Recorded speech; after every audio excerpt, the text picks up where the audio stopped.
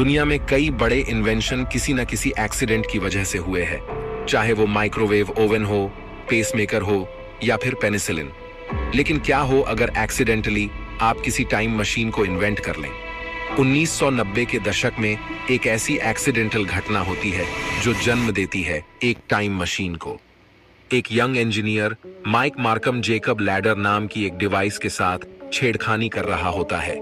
इस डिवाइस में एक स्पार्क जनरेट होने के बाद इसके ऊपर हवा में माइक एक अजीब सा डिस्टॉर्शन देखता है जो कि किसी एनर्जी ब्लॉब की तरह दिखता है। माइक क्यूरियस होकर उसमें एक स्क्रू फेंकता है, लेकिन वह स्क्रू अंदर जाते ही गायब हो जाता है। माइक कुछ देर वेट करता है और थोड़ी देर बाद उसी रूम में वह स्क्रू कुछ दूर जाकर गिर जाता है। ये देखकर माइक की खुशी का ठिकाना नहीं होता है। माइक को लगता है कि उसने एक टेलीपोर्टेशन डिवाइस बना ली है, लेकिन असल में एक्सीडेंटली उसने टाइम मशीन इन्वेंट कर दी थी। लेकिन इसके बाद कुछ ऐसी घटनाएं होती हैं जिसके बाद Mike Markham time travel mystery का सबसे बड़ा रहस्य बनकर रह जाता है, जिसे देखकर वैज्ञानिक भी दांतों तले उंगली दबाने को मजबूर हो जाते हैं। इस वीडियो को देखने के बाद आप भी हैरान हो जाएंगे। इस घटना की शुरुआत होती है आज से 30 साल पहले 1995 में, जब अमेरिका में माइक मार्कम नाम का एक इंजीनियर जेकब लैडर प्रोजेक्ट पर काम कर रहा होता है। एक डिवाइस जिसमें 2 मेटल रोड नीचे एक दूसरे के पास होते हैं और ऊपर जाते वक्त उनके बीच की दूरी बढ़ जाती है, जो कि एक क्लाइंबिंग इलेक्ट्रिक आर्क को प्रोड्यूस करता है।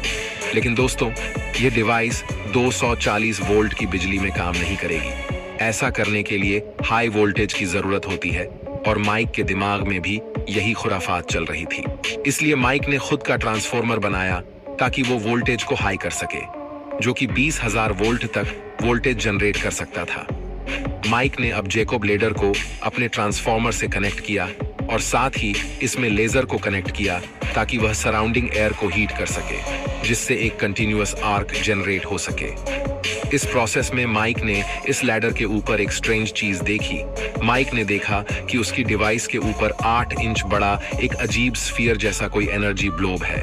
माइक ने सोचा कि शायद यह डेंजरस हो सकता है, इसलिए टेस्ट करने के लिए उसने उसमें एक मेटल स्क्रू को फेंका। लेकिन वह देखता है कि वो स्क्रू अचानक गायब हो जाता है।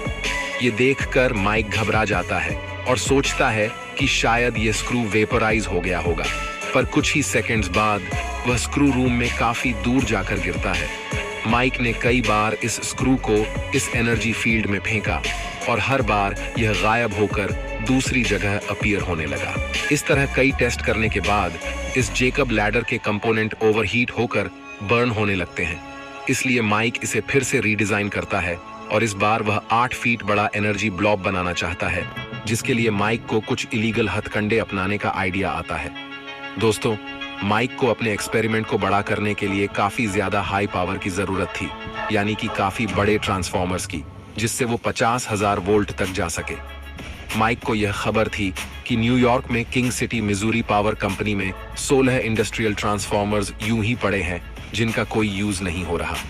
इसलिए माइक अपने दोस्तों के साथ दिन दहाड़े वो ट्रांसफॉर्मर अपने घर ले आया और कुछ ही हफ्तों में माइक ने अपनी डिवाइस का एक बड़ा वर्जन तैयार कर लिया, जिसकी मेटल रॉड्स 4 फुट लंबी और 1/2 इंच मोटी थी। अब माइक ने अपनी मशीन को टर्न ऑन किया और फिर एक तेज स्पार्क हुआ और सब जगह अंधेरा हो गया और पावर बंद हो गई। माइक ने बाहर देखा तो उसे पता चला कि उसकी करतूत से पूरे एरिया की बिजली गुल हो गई है। लेकिन कुछ देर में बिजली वापस आई और माइक ने फिर से अपनी मशीन ऑन की और इस बार माइक ने देखा कि उसकी डिवाइस ने कई फीट बड़ा वॉर्टेक्स एनर्जी फील्ड बना दिया था। अब माइक ने फिर से कुछ ऑब्जेक्ट्स को इस एनर्जी ब्लॉब में फेंका, लेकिन इस बार ये ऑब्जेक्ट्स डिसअपीयर तो हो रहे थे लेकिन वापस नहीं आ रहे थे। ऐसे में माइक को कोई आइडिया नहीं था कि ये सब क्या हो रहा है। माइक के दोस्तों ने इस बार कुछ बड़े ऑब्जेक्ट्स यानी सोफे को इस एनर्जी फील्ड में डालकर देखा, लेकिन तभी कोई दरवाजा खटखटाता है और दरवाजा खोलते ही माइक देखता है कि उसके स्वागत में पुलिस खड़ी है उसे अरेस्ट करने के लिए। तो दोस्तों, माइक ट्रांसफॉर्मर चोरी करने की वजह से अरेस्ट हो जाता है, लेकिन अब इस इंसिडेंट के बारे में सबको पता चल जाता है और माइक काफी फेमस हो जाता है। जेल के अंदर माइक के दिमाग में बस एक ही चीज चल रही थी, वो थी टाइम मशीन। कुछ दिन बाद माइक की किस्मत चमकती है और एक दिन अमेरिकन रेडियो शो के ओनर आर्ट बेल को माइक के बारे में पता चलता है। माइक के जेल से छूटने के बाद माइक एक हीरो बनकर आता है आर्ट बेल के रेडियो शो में, जहां वो अपनी टाइम मशीन के बारे में बताता है, जिसे सुनने के बाद कई लोग माइक को फाइनेंशियली सपोर्ट करने की बात करते हैं। अब माइक एक और बड़ी और स्टेबल टाइम मशीन बनाने की सोचता है, जिसके लिए वह कई वैज्ञानिकों से भी डिस्कस करता है। कई फिजिसिस्ट माइक को रोटेटिंग मैग्नेट्स का यूज करने की सलाह देते हैं ताकि वह अपनी मशीन को बेटर कंट्रोल कर पाए। दोस्तों, साइंटिस्ट्स के अनुसार टाइम ट्रेवल सच में पॉसिबल है। अल्बर्ट आइंस्टीन की जनरल थियरी ऑफ रिलेटिविटी के अनुसार टाइम ग्रेविटेशनल फोर्स और स्पीड से प्रभावित होता है। जब कोई ऑब्जेक्ट लाइट की स्पीड को अप्रोच करने लगे तो उसके लिए टाइम धीरे चलने लग जाता है, और जब ग्रेविटेशनल फोर्स काफी ज्यादा हो जाए तो वह स्पेस टाइम फैब्रिक को ही काफी कर्व कर देता है, जिससे वहां टाइम स्लो होने लग जाता है, जैसे कि ब्लैक होल्स के आसपास टाइम स्लो चलता है।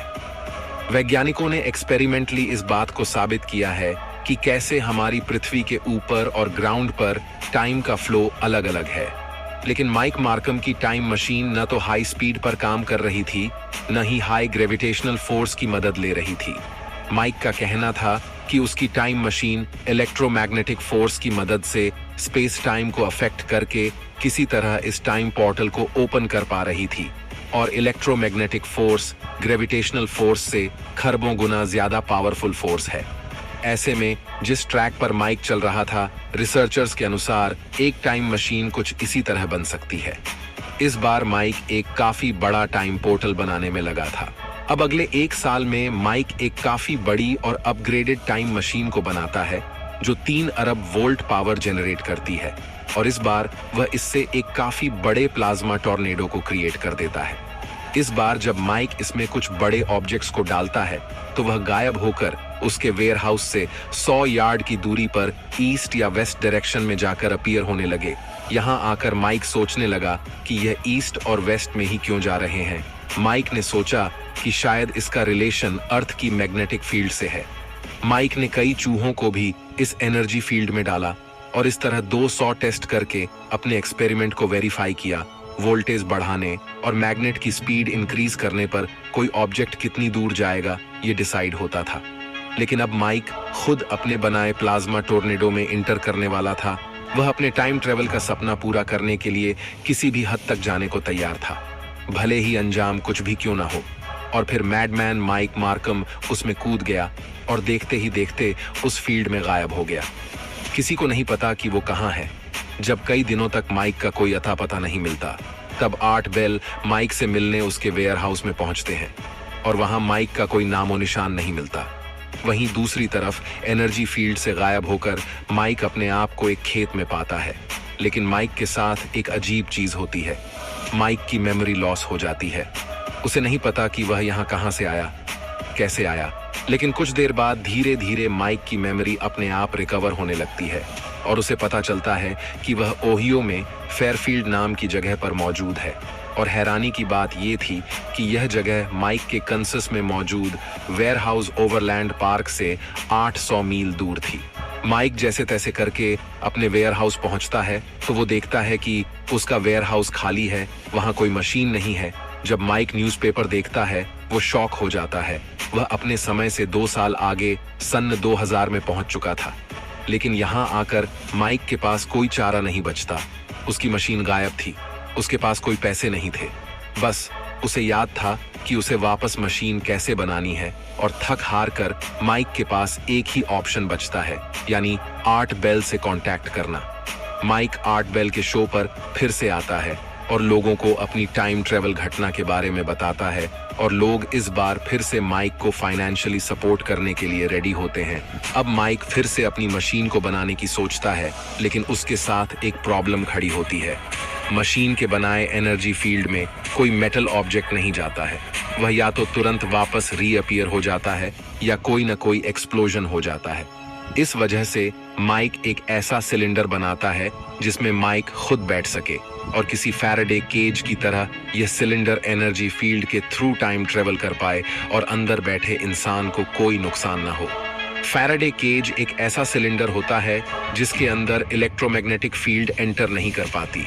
इस वजह से माइक इसके अंदर एक सेल फोन भी लेके जाता है। अब माइक अपना फोन लेके सिलेंडर के अंदर बैठकर उस एनर्जी फील्ड में एंटर करता है।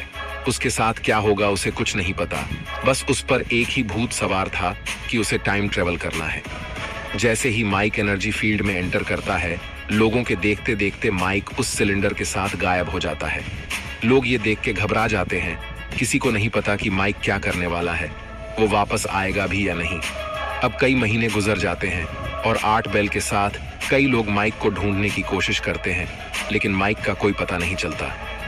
दोस्तों, इस घटना के बाद माइक का आज तक कोई अता पता नहीं कि वो अचानक कहाँ गायब हो गया। लेकिन कुछ महीनों बाद अचानक एक घटना होती है। आर्ट बेल के रेडियो शो में एक व्यक्ति का फोन आता है और वह बताता है कि उसे 1930 का एक न्यूज़पेपर मिला है, जिसमें बताया है कि एक व्यक्ति मृत अवस्था में एक सिलेंडर शेप के अंदर समुद्र किनारे मिला है। और आश्चर्य की बात यह थी कि उसके पास सेल फोन जैसी डिवाइस भी थी और उस इंसान की शक्ल माइक से मिलती जुलती है। अब 1930 में किसी के पास सेलफोन जैसी कोई चीज तो थी ही नहीं। इसका मतलब था कि माइक टाइम लूप की थ्रू कई साल पास्ट में चला गया था और वहां उसकी मौत भी हो गई। इस इंसिडेंट के बाद आज तक माइक का कहीं कोई नाम निशान नहीं मिला। ऐसे में रिसर्चर्स हैरान है कि आखिर माइक अचानक से हमेशा के लिए कहां गायब हो गया। इसी वजह से माइक की ये घटना टाइम ट्रेवल की सबसे रहस्यमय घटना बनकर रह गई। कुछ रिसर्चर्स का मानना है कि माइक आज भी जिंदा है। अब माइक की कहानी पूरी तरह सच है या नहीं, यह हम नहीं जानते। कुछ रिसर्चर्स के अनुसार फिलाडेल्फिया एक्सपेरिमेंट में भी कुछ इसी तरह इलेक्ट्रोमैग्नेटिक फील्ड की मदद से एक शिप को पूरी तरह गायब किया गया था। ऐसे में हो सकता है कि माइक ने एक्सीडेंटली टाइम मशीन बना ली हो और सच में टाइम ट्रेवल किया। लेकिन इस पूरी घटना को लेकर कुछ ऐसे सवाल भी हैं जिनके जवाब हमारे पास नहीं है। स्केप्टिक्स के अनुसार अगर माइक ने टाइम मशीन बनाई होगी तो आखिर उसकी टाइम मशीन कहाँ है? वह उसके वेयरहाउस से कहाँ गायब हो गई? माइक की बनाई दोनों ही टाइम मशीन का कोई भी एविडेंस क्यों नहीं है? दोस्तों, आज ऐसे कई साइंटिस्ट हैं जो सच में टाइम मशीन पर काम कर रहे हैं, जैसे कि रोनाल्ड मैलेट, जिन्होंने एक थियोरेटिकल टाइम मशीन बना ली है, लेकिन इसके थ्रू टाइम ट्रेवल के लिए गैलेक्टिक लेवल जितनी एनर्जी की जरूरत होगी। स्केप्टिक रिसर्चर्स का सवाल है कि माइक ने इतनी कम एनर्जी में टाइम ट्रेवल किया हो, यह बात साइंटिफिकली इनकरेक्ट है। ऐसे में यह घटना अपने आप में एक रहस्य बनकर रह जाती है कि आखिर माइक के मशीन ने इतनी कम एनर्जी में टाइम पोर्टल कैसे खोल दिया। अब सच्चाई क्या है, ये तो टाइम ही बताएगा। ऐसे में दोस्तों, इस घटना को लेकर आप क्या सोचते हैं? क्या टाइम ट्रेवल सच में पॉसिबल है? अगर हाँ, तो फ्रीक्वेंट टाइम ट्रेवलर्स हमारे टाइम में आते हुए क्यों नहीं दिखते? कमेंट में जरूर बताएं। मैं मिलता हूँ आपसे किसी अगले वीडियो में। तब तक के लिए ब्रह्मांड की मिस्ट्रीज में घूमते रहिए।